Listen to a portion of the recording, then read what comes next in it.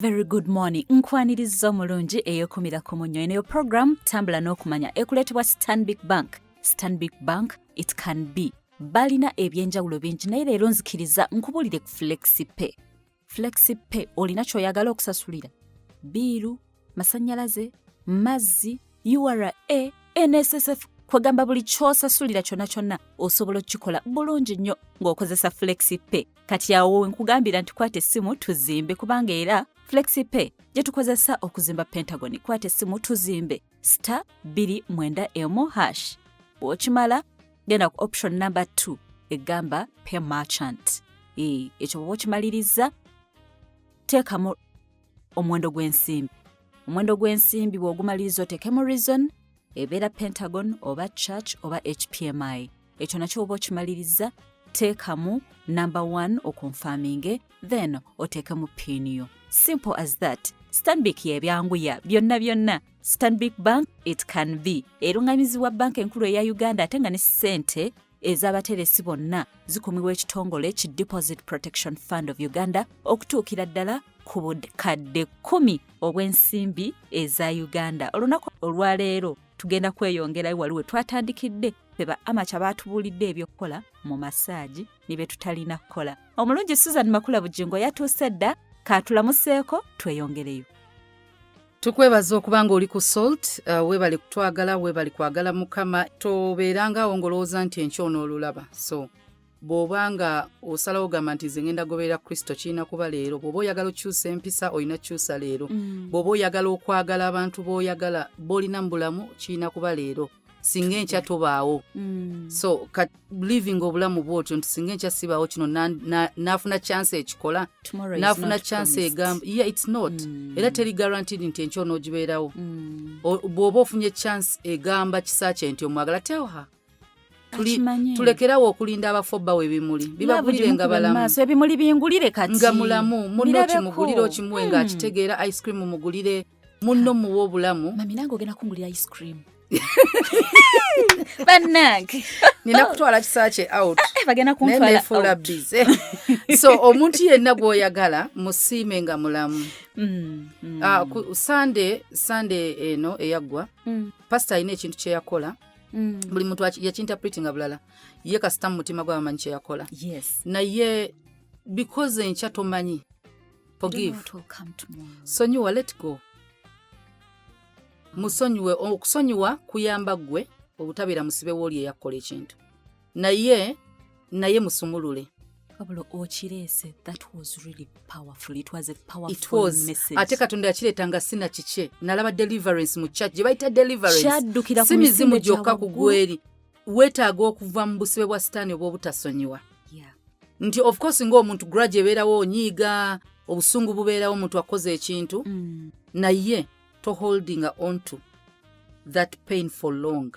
Singa omuntu oyo afa oba gwe n'ogenda. Kubanga omuntu asobola okugenda n'ogamba kale singa namusonyiwa n'agenda ng'akitegedde nti musonyiye. So olina okuta abantu ba releasing. Waliwo abantu abamu nga batambula nga bobonaabona lwa kikolimo oba lwa muntu ono kye yamukola. So mute mu wishing well. Osobola okwagala omuntu nga toli naye. Gye kiri ne weesonyera ddala omusajja, ne weesonyera ddala omukazi, naye n'ogamba because mwagala kamuleke abeere n'emirembe. So kyotaale tokiremesa mulala. Ekyo kyetogera omusajja gwe siifumbirwe. Omulala amutwale babeere happy. Sigenda kuddeyo ngambe singa kibonaabona, singa bakolawe bati be happy. Ekyo nakula Katonda yansaasira nampa ekisa ninga akamwesonyi kamuleke.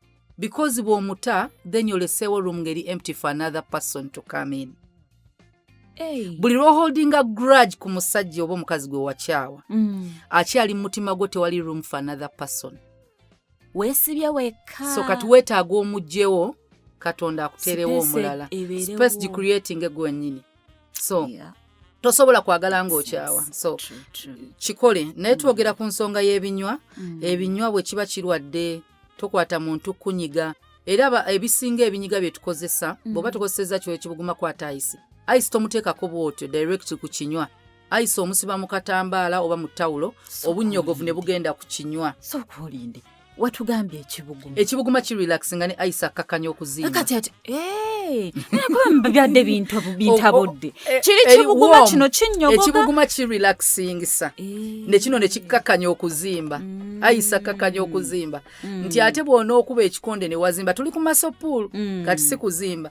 Nti masopool ekintu bw'ona okuba wano ne wazimba naye ayisa osobola omuyisaawo. N'akola. Ne wompress n'ogira n'olwabi nga bw'oti n'engalo zo zokka era wakakkana. Kati ayisa akola. Ayisa omusiba busibi mu ttawulo oba mu kigoye n'osiba ku kugulu wennyini wano awali masopool. Bw'oba olina obudde ng'eruddewo. Naye omuntu asobola okukikola. Then ekira ku relaxinga paka lw'eneekuvaamu n'osobola okuba nga otereera. Tokkiriza muntu kunyiga. Tonyiga. Abasinga compression abasawo gye bakkiriza ye ya bandage n'osibawo bandage. Si ku muntu kujja kunyiga. Yeso. Twogera ku nsonga za massage n'ebintu ebimu ebizirimu ebirungi abasinga tubimanyi naye okusingira ddala waliwo n'ebibi ebirimu bye tutatunuulira. So twadde twogera ku nsonga y'omubiri guno nti ebigere bino biconnectinga directly n'ebitundu by'omubiri. Nga tugamba bw'oba okola massage ku binywa nga si bigere ku mubiri gwo okola otya. Omubiri bw'oba ogumassaginga tugambye ekinywa wandikoze bulungi ku direction y'ekinywa kubanga oba tolina kino ekyogenda kikosa. Kisigadde mu position yakyo. Nti omukono guno bw'ogulaba ebinywa tebidda mu side byambuka. Naye massage yonna bagamba upward. Upward. Okay. Osiimuloza waggulu oba onyigiriza waggulu strokes zo zirina okuba nga zidda waggulu. Lwaki? Ye direction y'omutima. Buli lwonyiga tonyize lususu. Mulimu emisuwa wansi gy'opressinga nga n'omusaayi gutambuliramu mu presses z'okola. Era nga bagamba bw'onyiga ng'ozza waggulu oba ozza musaayi mu direction ya mutima. Era ojjalaba ng'orelaxinze circulation omusaayi gweyongedde okutambula obulungi nezo waliwo gye tuyita lymphatic system. So ogenda olaba nti system y'omubiri yonna. Lymphatic system yeriwa ati. Kangereze. Olaba mwetera obeera n'ensanja bavu. Ezo. Egira mu lymph nodes ne zizimba bwe zityo. Yes. Eyo system etuyambako ku immunity. So mu massage osobola okubanga nti direction ene edda ku mutima tokozeemu kimu kutambuza musaayi na ku relaxinga n'ebimu ku bye bagamba osobola okuimprovinga immunity yo. Era ensanja bavu ky'oba olaba ejja n'egenda yokka, it's an inflammation of the lymph nodes awe ziri nti mu kulwanyisa obuwuka esobola okuconcentratinga mu kifo ekimu n'olunguula ne wazimba. Kizibu okubanga olina ensanja bavu nga tolina kiwundu ku mubiri. Either tokiraba kirina we kiri naye kiwundu. Waliwo olutalo lwa infection oluliwo. Katuwemba sikirabye kibeera infection yonna. Infection joina munda so sobola okulwana nga ekiwundu kino kireseka infection omubiri gwo ne gulwana naye obwobo applyinga erina okubanga eyambuka oba mu circular motion. Circular motion nti teyina kyeyonoona nti kuzaawa. So kusinzira ku bakugu yengeri yokka eyinza okubanga eri safe ku muntu nga ffe twekolera massage ezaawaka. Then tuyina massage ze tugendamu nga z'abakugu. Si bakugu naye nga balina ebifo abali awo wakati awo bamanyi Kisaache beauty parlor. Makula beauty parlor. Massage parlor. So massage parlor eyo abamu babigatta byonna kubera just saloon. Wamma beauty parlor esobola kuba just saloon naye waliwo ababigatta naye massage parlor. Massage parlor eyo esobola okuviiramu obuzibu bwe baba abalimu. Ekisooka eringa ddwaliro bagibalanga ddwaliro. Balina okuba ne license ey'okuoperatinga. Ng'evudde lwani? Era baŋŋambye egwa mu Ministry of Health. Mu kubanga baoperatinga balina okuba n'ebbaluwa ey'omukugu etimbibwawo waggulu. Omukugu abimanyi obulungi. Waliwo omukugu nga bolaba mu National Drug Authority bagenda kusaba clinic oba ogigulawo twetaaga omusawo alina obeerawo oyo ba mu registeringa ne babawa ne license. So ebbaluwa eyo jja gitimba nti abakungu ba NDA ne baabazze bamanya in charge w'ekyo ekifo. Ate in charge yo bamanya nti renewing a license kubanga renew ya license ye ya practice. Nti omuntu asobola okuba ta renewing olina atekawo ekipande ekimalawo emyaka 5 nedda buli mwaka ba renewing ya practice. Singa otabuka omutwe mu mwaka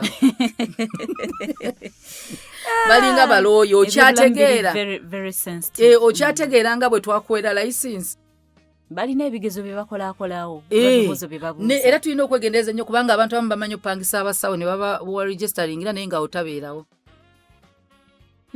so balina okuba nga batimba abakugu bonna ababeeraawo ebbaluwa zaabwe nina eddwaliro waliwo dokita omu bamuyita batalingaye alina eddwaliro awo eryamannyo buli musawo we license we weeryawo ku reception buli musawo ali mu ddwaliro eryo era buli ntuka bwe bati ntunula n'enseka kati nze knowledge yako keninamu kaakatini so nange tosobola kunkwatako nga saamulabyeko wali mu basawo balina okuba nga bakola olwaleero so naye eddwaliro ekintu kye bayita eddwaliro omusawo alina okuba nga akkirizibwa okujjanjaba kati mu masaagi kikwata ku bulamu bwo tulina okwegendeza nti twafuuka bumese bwa mulaabu abantu abamu batuyigirako ensobi bazikolera kuffe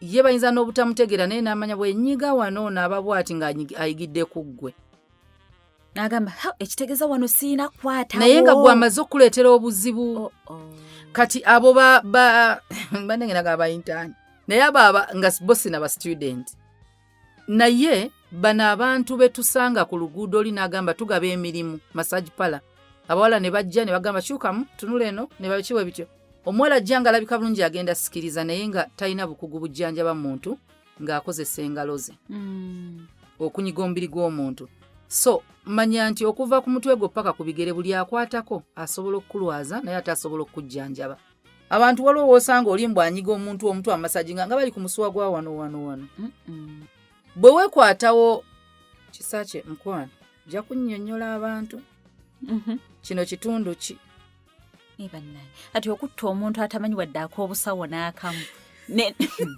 mbadde nkubuuza linfunodibitegeera si mu biology naye wano ku mutwe bw'oba wakava mu maaso ndowooza nga odde mabega wali amatu wano waliwo akanya bw'okwatawoko bwe bati waliwo emisuwa kompulira wakwatu kati kuba akafaananyi ng'omuntu anyiga omusuwa ogwanoonya ki omutwe gunnuma nyigako wano omutwe oguluma blood circulation gy'oyagala okwongera wano kubanga buli lwonyiga omusaayi ogwongera naye omusuwa osobola ogunyiga ennyo n'ogwabya guli munda osanga abantu ng'ali wano bw'ati nga tarabi ng'ali mu kunyigiriza nga naye nyini bw'ageza n'agutolaba nga guzimba kitegeeza abaddewo okulemesa omusaayi otambula then ekyo nyini kigenda kwongera okulumya omutwe naye buli woexertinga pressure wano n'osalako omusaayi ogende kati ogweno ogenda n'amaanyi osobola okwabya obusuwa obutini omanyi waliwoko obusuwa buno obwabika nga tetumanyi obutini nga bwolaba mu nnyindo omuntu n'avaamu omusaayi tulina obusuwa nti bw'oba oblowinga nnyo senyiga buno obusuwa obutini obuli kungulu buyulika so osobola ovaamu omusaayi nti si nti weerumise just buno butini bwe buyulise mu dry weather obeera olina obuwundu munda mu mbeera eyo omusana mungi oba mu mpewo ennyingi ennyo ekaza ennyindo so gyawulira nga munda mukalu kyangu okublowinga ennyo n'owulira nga ki mulimu omusaayi oguvaamu kati obuntu obwo obutini obusuwa tubuyina bungi mu mubiri gwaffe era ne bw'oba weesaza olususu olina woosala nolaba nga otusaayi tutini kati oli kubuna obusuwa obutini obw'oku lususu obwo buyambako okuliisa obususu then n'osala n'osanga ennyamenje then n'osala deep cut omusaayi gwe gw'omungi gw'olaba nti kati emisuwa eminene wabaddewo omusuwa nga munene ne gikosebwa kati teweeta ng'oyagala omumanya obuzibu kwata omusuwa gw'oku mikono gino egirabika gye batukubamu empiso nyigako awamu oholdinge for long olabe sayidi emu bateezimbe n'endala osobola ozimba nga omusaayi guganya olwo okutambula kyangu okutandika ofuna obulumi so kati abantu abamu onyigiriza gw'onyiga kati okunyiga nno tukuleke kwata akagoye osiba akagalo kanywezi olabe sayidi eno bwe walunguula gwe walunguulira ddala nakikola nga nkola crocheting nozinga ewuze nnyingi ogenda okulira akagalo kakuluma kati ekikutujjisa wano omusaayi guli wamu tegutambula era bw'ota bw'oti nga gugenda kati kuba akafaananyi eno awazimbye ng'omuntu ataanyigayo oyabya bwabya batugamba wuzi toteekako nnyingi njukira nange edda nga nduka ebitambaala kati ffe twalukanga bitambaala maama aluka muganda waluka osiibye waka jangu nyambeko waliwo abaakoze order nozinga n'oluka bannange tubikoze byonna tubikoze so massage zino kijja kuyambako okukakanya obulumi okurelaxinga bw'oba ogenze mbakugu blood pressure byonna byonna babikolako naye bagamba nti recommendation eri nti funa omuntu gwe bayita omukugu kati bano kyekyo kyennyini ebifo ebisinga waliwo ebifo ebimu byemmanyi wano Uganda era otuukawo ne osanga nga waliwo receptionist ne olaba ebbaluwa z'abasawo ne bagamba wano tulina abakugu bwe bati ne bwe bati tulina ebika byebino ebika bya massage si just massage tulina ekika kino waliwo deep tissue waliwo ki oyina ebbaluwa y'omusawo bagezesa okujuza efoomu eno nga bakimanyi nti eno gy'oyagala eyinza okuba musawo gye yarecommendinze nga waliwo n'omukugu asobola oyita mu bbaluwa y'omusawo n'amanya nti kino kya bujjanjabi nga ne jimu bweri abantu bagenda mu jimu nga musawo yamusindiseeyo alina ekika kya jimu ogundi physical zalina okukolerayo mu jimu seconds bwe ziti dakika bwe ziti nga n'omutima gwe oluusi nga mulwadde nabagamba omanyi genda mu jimu buli ku kyuma kino ekyokudduka beerako eddakiika 2 nga kyekimutwala kyokka ddakiika 2 zokka nga ne instructor akimanyi ono mulwadde kino kyetumuli mu kujjanjaba kati n'abamassage nabo bakimanyi kati okusinziira ku kitongole kye bayita American Massage Therapy Association kikwasaganya ebintu abantu abo abakola ebyamassage bagamba nti risk eya client alina high blood pressure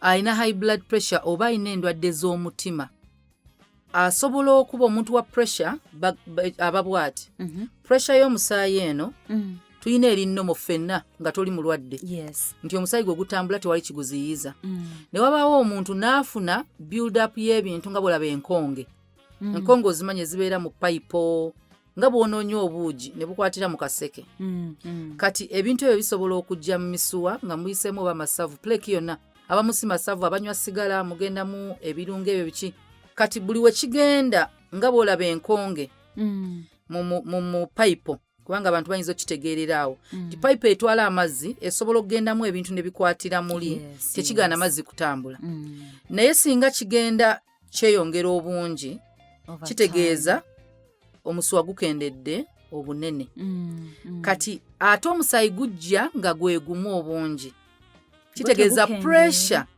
egenda kweyongera lwaki because ekozesa maanyi oyita mu musuwa omufunda kati katugereze ku lupiira lw'amazzi olupiira lw'amazzi oba olukutte ng'ofukirira amazzi galina flow gy'okoma oddunyigiriza eno ku mutwe ne pressure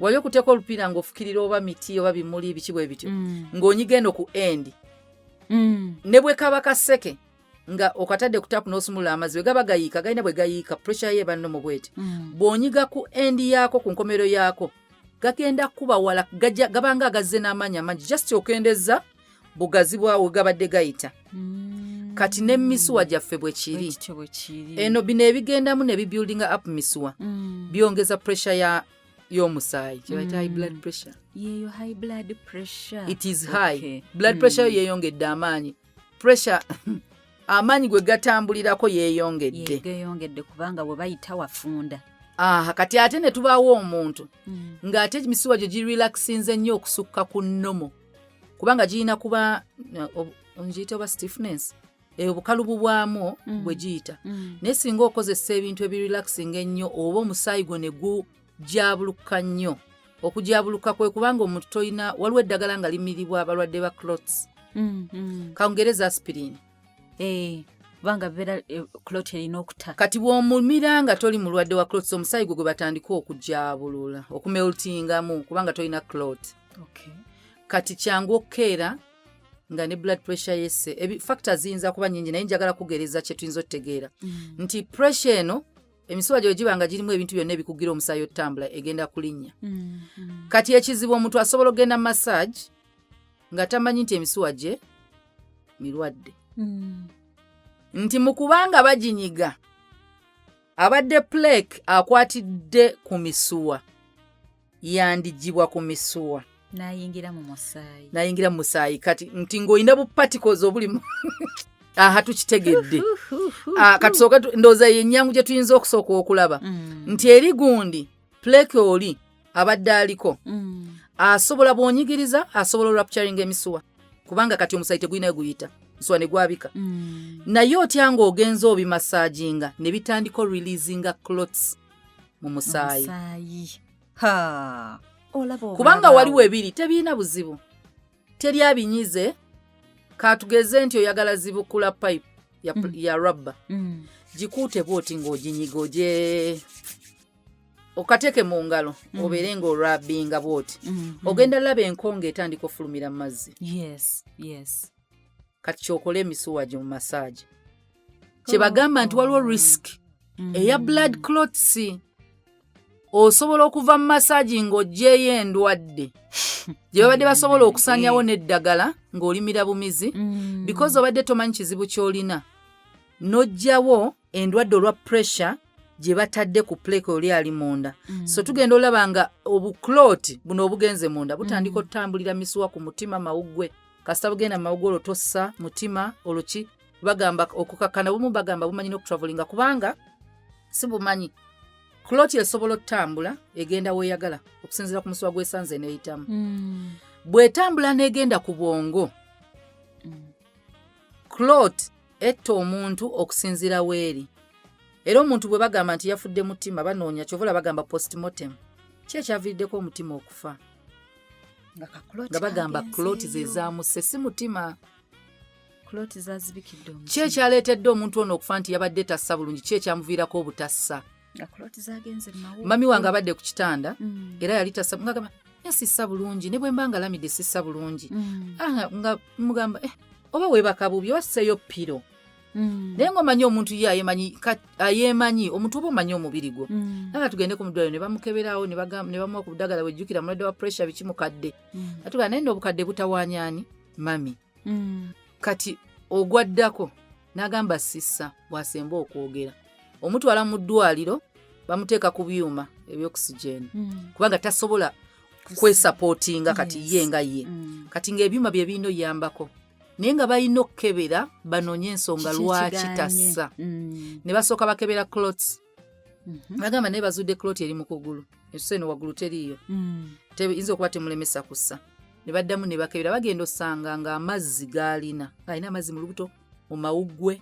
biki kati nga of course amawuggwe we gageza ne gatuula mu mazzi tegasobola ku expandinga nga treatment ey'obutasaabwe balina mulongoosa ne bateekamu oluseke ne ludraininga amazzi eka nsooke nkobooze ekyamazzi okubeera mu mawuggwe ne mu lubuto what causes it exactly kati endwadde nnyingi twabisomesa ku kolumu era nali mu ddwaliro ekintu ekyo kinneewuunyisa ne mugamba kati waliwo ensonga bwe ziti omuntu bw'obeera naye ng'endwadde z'omanyi nnyingi buli ekijja okirelatinga ku ezo endwadde so kati nga tumanyi pressure biki sukaali bino alwadde kino omutima tugumanyi munafunafu so byonna naye ekirungi tuzeemu byobulamu factors nnyingi gwe zisobola ova abamu bafuna infections mu mawuggwe so tugenda byogerako kubanga abantu bangi especially endwadde ya clots endwadde ya clots esse nnyo abantu nutrition endya yaffe endya nga bwe twakyogerako luli nti omubiri gutereka naye omubiri gusobola otutereka awakyamu mu misuwa ekyo kifo kikyamu omubiri gutereka kubanga kati kakugereza olaba nti bajja kugamba tolya nnyo bintu bisiike tolya nnyo bintu bisava tolya nnyo bintu birina ze tunayita carbohydrates ezo energy giving foods naye endwadde emmere ze bayita carbohydrates kyezirina mu mubiri we zikonvatingwa zifuuka sukaali kati sukaali kyekintu ekituwa amaanyi mu mubiri kati bwe zifuuka sukaali mu mubiri sukaali eyo yeetaagibwa kyovula oba tomuyina oggwamu amaanyi olina kunywa kiwoomerera tinobonywa katini nnyo oba okunuuna kaswiti otereera kati sukaali oyo mu mubiri atambuzibwa musaayi omubiri gwe ne gufiidingibwa cells ne zifuna n'ofuna amaanyi agakola naye bw'asukka obungi bw'abanga omubiri si kusukka bungi bw'abanga mungi omubiri gumutoolamu ne gumutereka naye tuyina ekintu kye bayita pancreas yekendeeza ekireleasinga insulin insulin eyo yatoola yakendeeza sukaali mu musaayi oleke kulwala kati kisinzira pancreas we batekola osobola olwala bweba namu still osobola olwala osobola okubanga sukaali asuka insulin gwe bateeka mu mubiri gwo kati ekizibu kye kino nti batereka bwe batereka sukaali mu mubiri tebamuterekanga sukaali bamuterekanga fat kyova olaba ekisooka okukolaga nti obuzibuze fat banoonya ebifo mwe bayiwa kyova olaba mu bazungu mu bakugu hips ennene si bulamu kubanga amasavu geeyiwa mu bifo olubuto emikono wano wansi w'emikono bye babala mu kifuba awali amabeere mu hipsi mu kabina bwe basooka okukeberera bagamba nti risiki y'omuntu okulwala endwadde eza sukaali pressure basooka kulaba enkulayo lwaki endwadde ezo teziri mu northern Uganda zisinga mu west ziri mu central naye bannaaye tukomawo ebintu tugereza ku kintu kye tusobola okutegeera lwe lupiro lulimu enkongo lulimu ebintu ebikwatidde gezaako ddunyiga olabe ne bwe biba buugi nga bwakwatira mu kaseke bw'okwata n'onyiga bw'oti bivaamu y'engeri gy'okutta ekintu ekimu ne kivaamu okisqueezinga kati ekizibu bino biri mu mubiri gwo mu musuwa gwo kati waliwo omuntu ali mu kunyiga omubiri gwo ekibuzo kiri nti oli mulamu emisuwa gyo miramu okubanga okkiriza omuntu akunyige so waliwo abantu abalina embeera eyo nga clots zidevelopinga mu misuwa gyabwe clots ezo we zibaamu munda mu veins zaabwe bagenda kubeera ku risk eya blood clots okutambula tubadde twogera nti blood clot eno bw'etambula bw'egenda ku mutwe wonna weegenze neewagamira kye bayita okukatinga off omusaayi basalako omusaayi mu kutambula kati omusaayi bagusalako nga tegukyagenda ku bwongo ekitundu ekitagendako omusaayi tujjukire nti omusaayi gwe gutambuliramu ebiriisa bya buli kitundu kya mubiri kagube mutima guliisibwa so buli we basalako omusaayi basazeko oxygen okutuuka kubanga tumanyi oba wasoma ku biology kale mu biology science mu science tulina omusaayi gwe bayita oxygenated blood the oxygenated blood tumanyi breathing in oxygen breathing out carbon dioxide breathing in oxygen omusaayi gugenda toola mu mawugwego omukka gugutwale then omusaayi oguli mu mutima gwo bagenda kuteekera gugenda ku mutima ne bateekamu oxygen eyo gwe bafunye ne bareleasing omusaayi ogulimu oxygen ne gugenda mu mubiri gwonna nossa n'obeera mulamu olusulo ne lubeera nga lulamu bulungi kati ate bamala okukozesa omusaayi oguweddemu oxygen guddayo ku mutima ne baddamu ne balongoosa opya tuyineyo gundi katonda gye yakola system kati omusaayi ogutalimu oxygen guba mufu gwe musaayi omufu ogudda mu mutima ne bateekamu ne baddayo system nezzaayo kati buli we basalako omusaayi ogenda ku bwongo kitegeeza obwongo tebukyafuna oxygen ekintu ekitafuna oxygen kifa kati ekitundu ekitagendako musaayi kitandika okulaakinga oxygen nga kitandika okufa bwe kitandika okufa ekitundu kye bakosezza bwe kifa kikontrolinga kitundu ki ku mubiri gwo abaana abazadde abalina abaana basoma science ne biology bajja kubuulira nti obwongo buyina ebitundu bwe biti ne bwe biti ne bwe biti ekitundu kino kyekifuga mobility y'omuntu njukirayo ekitundu ekyo medula obulongata ebirala byagaana naye okimanyi nti nayo kirina kyekikola tulina ekitundu nga kyekifuga okulowoozako ne kifuga okutegeerako ne wabawo ekitundu ekifuga amagulu go mikono gyo limbs ezo kati ebitundu ebyo byonna byonna birina ekitundu ku bwongo ekibifuga ekitundu ekyo kikifuga singa kitandika okufa olwo batta ekitundu kino kye babadde bafuga kye bayita stroke yeyo stroke waliwo eziba paasho ne bagamba nti stroke yamukubye mumwa gwokka kyekitundu ekyakoseddwa omumwa kitegeeza gukyamye ne bagamba liiso ne bagamba emikono n'amagulu oli nakubwa kumpi ekitundu side yonna right side omulala nakubwa omulala n'asigaza kutunula nga tayogera nga tayenyeenya nga kyasigaza bingi ebiyinza oviirako stroke kati nkuwa factor ya clot tuli ku clot yokka oli ayinza ogamba yii naye nga nze sayina clot sinakubwa stroke ensonga emu eviirako eyinza ovaako stroke ye clot kati clot eno etambudde olw'amasaagi singa etuuka ku bwongo ekyo kigenda kubaawo nti singa stroke ekuba kati waliwo abamu nga stroke nekuba gwe wenna. Ate ekintu kye bayita stroke ndoza tulikiza buzzi tekiri mu bakulu bokka ne mu baana abato. Abaana stroke bakubira n'embuto z'abannyaabwe.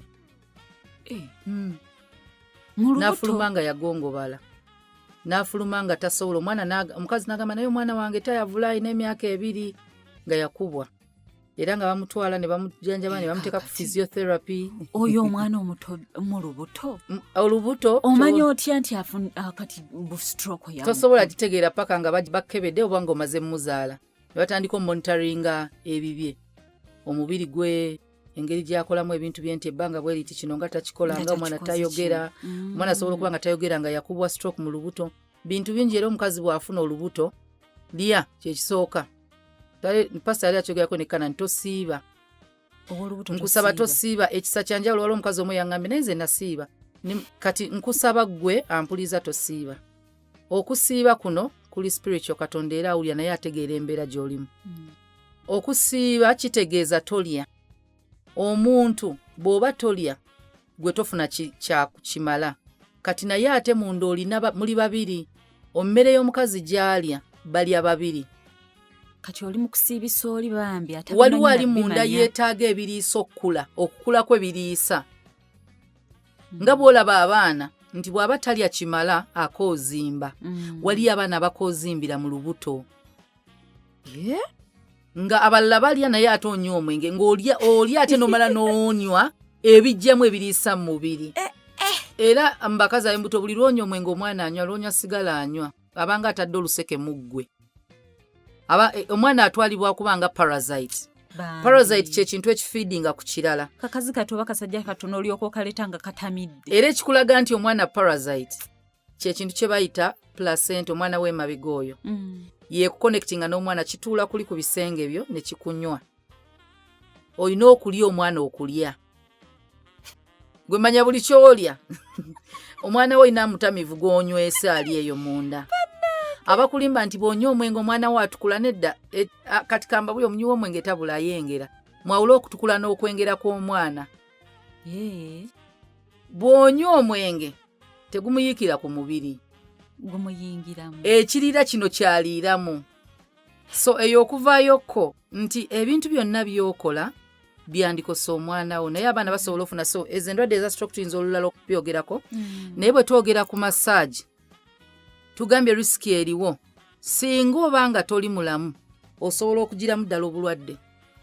Bigenze ku bwongo, abalala bagenze ku kakloti, yagenze ku mutima, omutima ne gutandika okuluma ogamba nange ekintu kinuma mu mutima biki olina okugenda okukebera. Omutima tegumala galuma.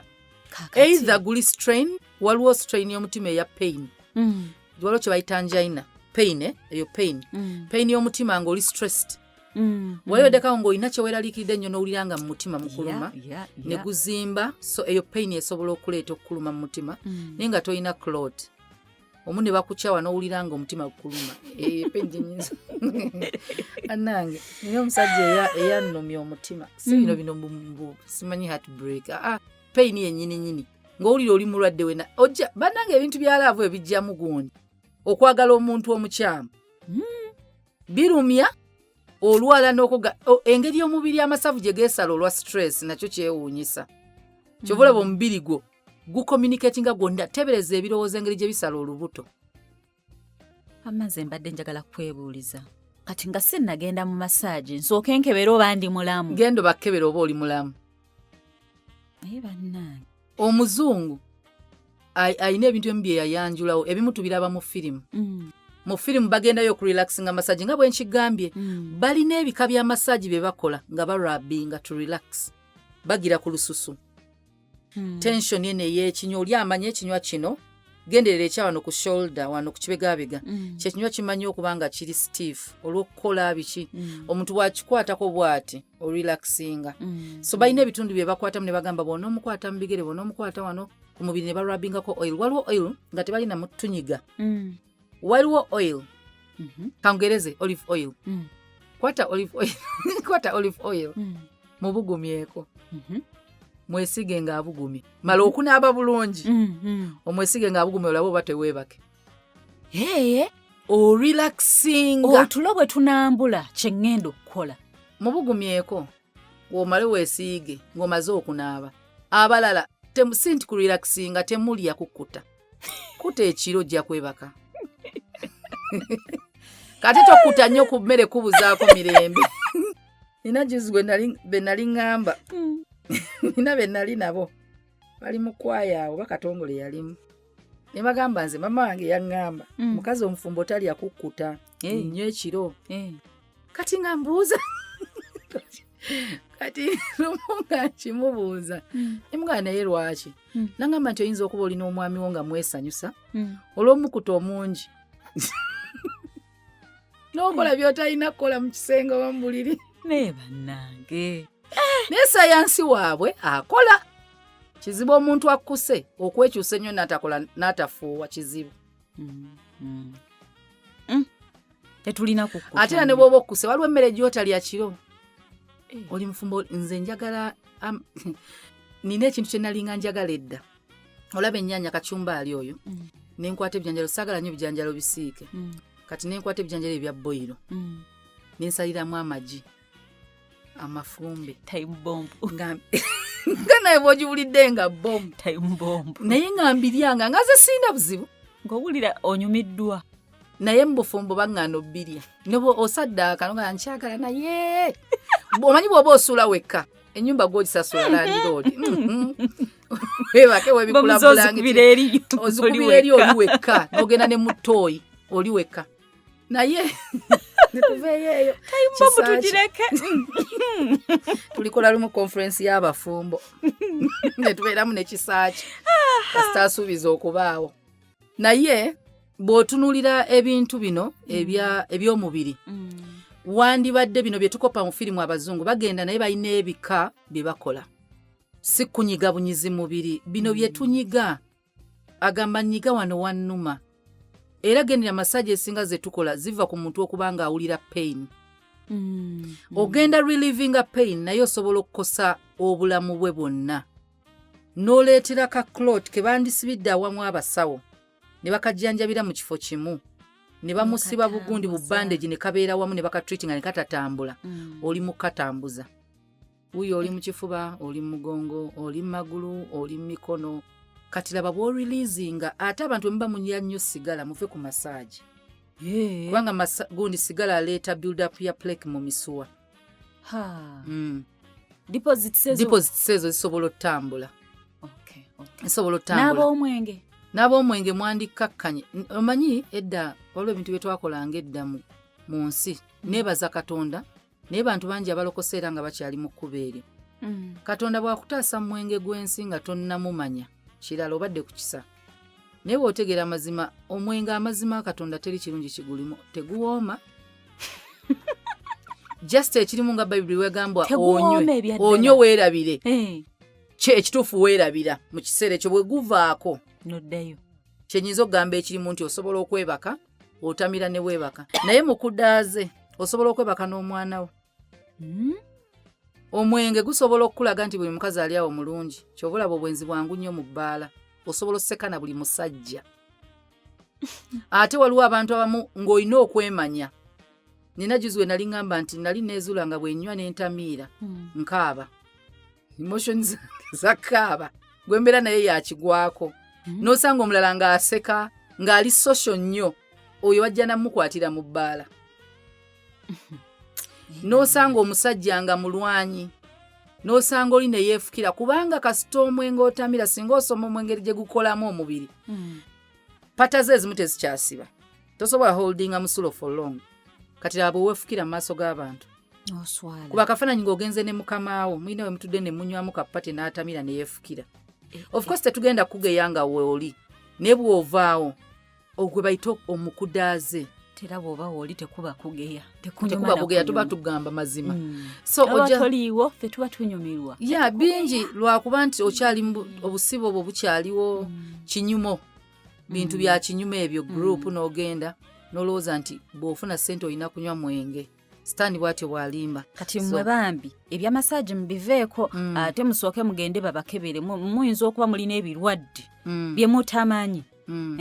N'olyoka ogenda ne bisituka lwa masaji kubanga wagenze kiri kyensinga okwebuuza ddala omutuufu ow'okgendako ku massage ngenda mumanya ntya?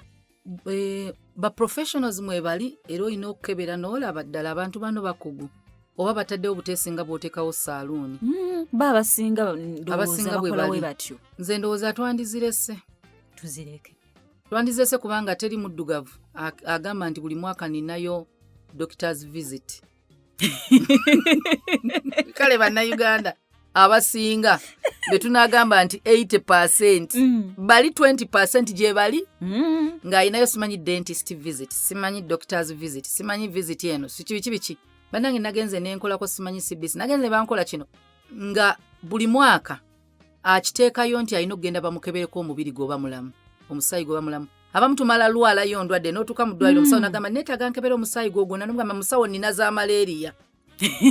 Ne bakeberanga malaria talina. N'akebera malaria yekka nga naye mubadde mu bwa typhoid oba ka infection oba biki, teri akebera mubuuza omusaayi gwo mungi oba mutono. Kati nze engeri gye nali mmanyi nti siinanga ssente ng'omusaayi njagala okumanya omusaayi gwange, nagendanga mu blood bank wali Nakasero. Era ennaku zino nafuye bunafuye ngenda kuddamu. Blood bank Nakasero obungi bw'omusaayi gwe babukubuulira. Toyina gumala. Musaayi gwo mukwafu nnyo. Omusaayi gwe tegulina platelets zimala kubanga ze zireeta omusaayi gwo kwatamu nti tegulina kubanga gw'amazzi guyika buyiisi. Era ojjasa kati bwe baba bagamba blood transfusion eyo giraba waliwo omusaayi nga bakuwa gwonna ne bawa omusaayi nga bagwawula ne bakuwa platelets ebyo bibanga bizzi byeru. Ebyo oyinza okuba nga olina omusaayi nga tegukulootinga nga ne bakufumita awantu wonna. Oba kufumita awantu wonna omusaayi guyiika butasirika. Ne bakuteekako platelets, transfusion yo nga ya platelets. Kati buli lwogaba omusaayi babyawula. Babikebera byonna. Ne bajjamu platelets wajja kuba yabazaagala. Oba musaayi gwonna ne bagutereka mulamba. So, bw'ogaba omusaayi ezimu kyofunamu nga tonnawa bali. Omanya obungi era basobola okugamba omusaayi gwo mutono tosobola kugaba, oyina mutono nnyo weetaaga transfusion. Oyinza obutamalaako. Abantu bangi abafuna kamunguluze ng'agwanga azirika ng'ekizibu si butalya musaayi mutono. Naye nga tokimanyi ng'engeri y'okimanya genda ogaba omusaayi. Kabootongo, nziku, simanyi biki byonna. Teri musaayi gwe batereka mu gavumenti nga gulimu akalwadde kabe malaria. Era ogenda okubayo nga bakuyita agamba omusaayi gwo nno twasanze tolina kabootongo, tolina hepatitis, tolina kino, tolina gonorrhea, tolina malaria, tolina kino, omusaayi gwo gwonna mulamu. In other words bakebedde. Ngende ludda wakozi. Wali Nakasero ku blood bank. Gwe noonya we bagabira omusaayi. Akatalekeka. Omusajja yenna bw'oba oyagala okugaggawala. Weesonyiwe kye bayita abakazi ofuna omukazi. Wangi? Weesonyiwe abakazi funa omukazi. Wassa omukazi akuyambeko okwezimba. Abakazi tebazimba. Ate ffe abakazi kasa tuzuula nti olina owookubiri ku nze. Tukukamulira ddala kubanga tumanyi si zange nzekka. Naye bwe omukazi bw'azuula nti oli wuwe amanyi azimba wuwe. Era by'akola byonna amanyi byammwe. Naye kasita akizuula nti mulimu abalala azirya nga nkwa tawummuza omala mwekuulako. Naye bannaye batwaba ki? Omukazi kasita ategeera nti eriyo omulala biba biwedde. Bannaye musibe bulungi mweraba.